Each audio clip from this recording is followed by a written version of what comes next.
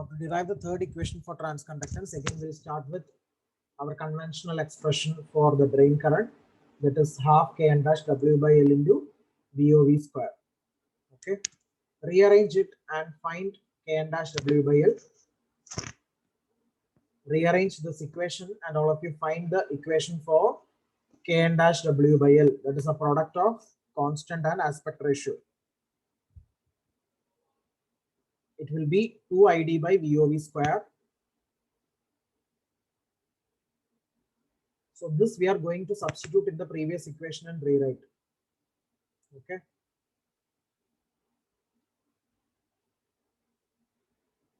The first equation number 16, this one.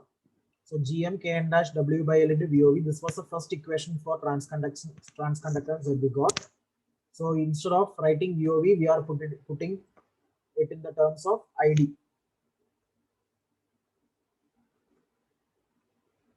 And also you can remove this Kn dash W by L. So if you don't know any details about the MOSFET, the manufacturing details of the MOSFET, normally we will not be able to get this GM value as per equation 16 is concerned, right? So for that we need some other equations. So for that only we have derived this.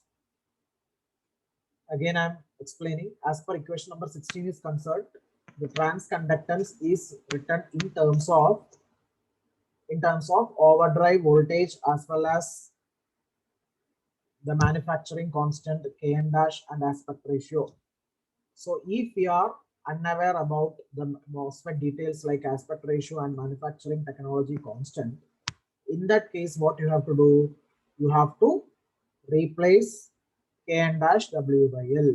That is what we have done in equation number 19. Then all of you substitute this equation number 19 in your first result. First result is this one. Okay. So that VOV will get cancelled and your final equation will be GM equal to 2ID by VOV. So these are the three relevant equations for GM.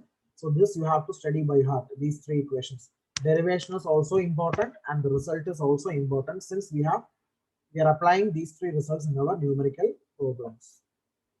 So the question will be like this: derive the equation for derive all the three possible equations for transconductance. So you can see one equation is in the terms of transistor parameters as well as the overdrive voltage. Second equation is more convenient because if you know the value of overdrive voltage and the drain current, it is simple to find the GM. But third equation will be desirable if we don't know the details about VOV. So if you don't know the details about overdrive voltage, means after knowing the MOSFET details, I mean the manufacturing details, as well as the drain current, we will be able to calculate the GM. So these are the possible ways to solve the value of transconductance. Any doubts?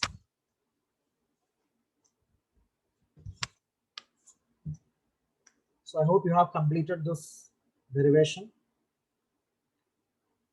Now next topic is small signal equivalent circuit models. Just I will introduce one small circuit and then we will proceed to the next class. Okay. So please take down the topic: small signal equivalent circuit models.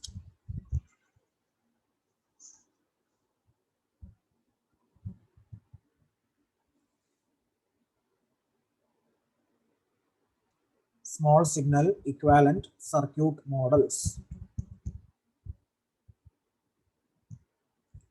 Now, before going to the circuit, please recall the concept of small signal analysis.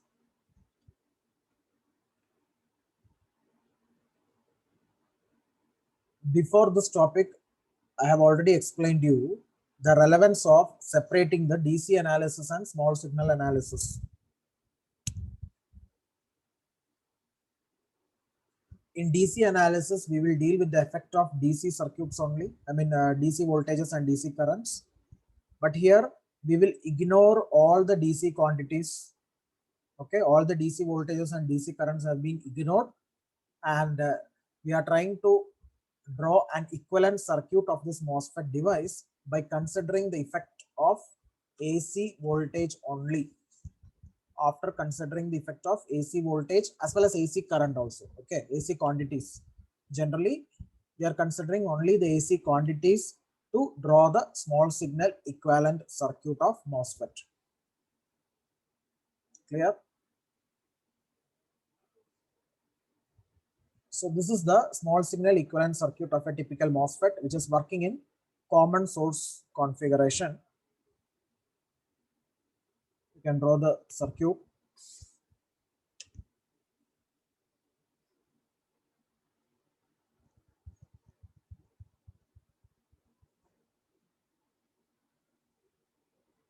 And we are considering one condition that this analysis is based upon fixing our Q point in the saturation, because I already told you, you can proceed with the signal analysis only after fixing the Q point. So once all the DC analysis is being done and ensured a stable Q point, then only you can draw this equivalent circuit and proceed with its calculations. Understood the concept, right? So we have assumed that our Q point is already fixed in saturation region. And please recall that particular graph. What will happen in saturation? Do you have any change in ID with respect to VDS in saturation? Do you expect any change in drain current according to the variations in drain to source voltage in a saturation region? Yes or no?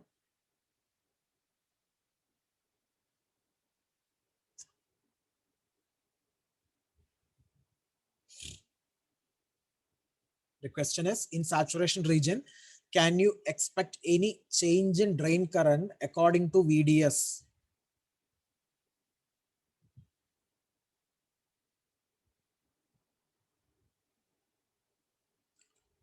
Yes, ID is constant. There is no need of question mark. ID is constant. ID is constant, right? ID is constant irrespective of any change in VDS as per our saturation is concerned. Therefore, we can say that we have neglected the dependence of ID on VDS in saturation. Why? Because already I have fixed the Q point in the DC analysis, and then only I am performing my signal analysis. Okay. So since I'm confined only with the saturation region, I can say that I have already neglected the effect of VDS on ID. Therefore, ID is dependent only on what? ID is dependent only on what? Can anyone fill? ID is dependent only on what? If you can recall the graph, VDS versus ID graph, you'll be able to tell this particular answer. In saturation region, ID is independent on VDS, but ID can be increased by increasing some parameter. What is that?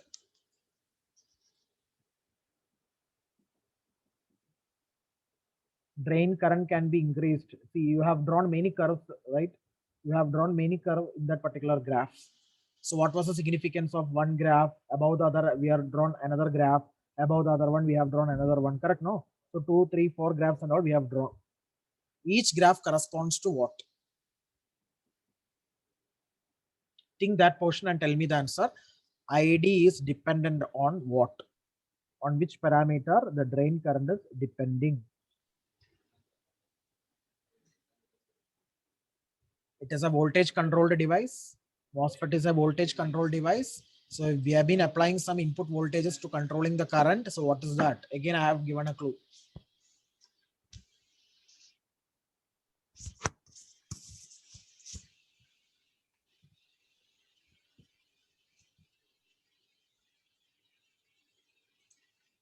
Yes, I'm happy. Promote VGS. Fine. Very good. So ID will depend on VGS only. Okay. So this drain current, which is flowing from drain to source, this drain current that is flowing from drain to source, you know that the drain current will flow from drain to source only, right? Why? Because electrons are flowing from source to drain. So the conventionally the current will be opposite to the flow of electrons. So the drain current ID will flow from drain to source. That is why its arrow mark is like this. And it depends on what? GM, it depends on VGS. It depends on VGS. And you know the equation between ID and VGS, that is ID is equal to GM into VGS as per our analysis of transconductance. So in this equivalent circuit, I have mentioned this ID in terms of a current source, and that current source is mentioned in a diamond box or diamond like symbol. Why? It indicates that this is a dependent source. It is a voltage dependent current source. Okay, this drain current is a voltage dependent current source. Since it depends on voltage VGS and it is a current source, therefore that is called as voltage dependent current source, and the value of that current is GM into VGS. That is why it is inserted in a diamond box, okay, which is a dependent source, and the current is flowing from drain to source. And also the MOSFET is offering infinite input impedance, because of which the gate current is 0, isn't it?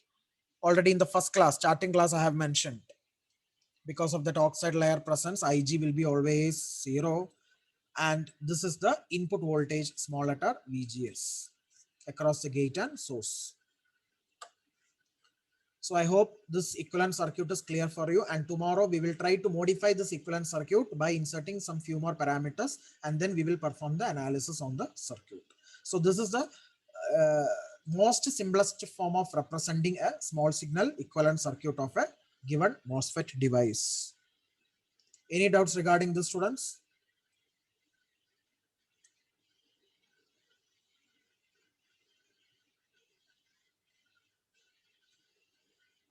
No, sir. Okay, very good. So thank you.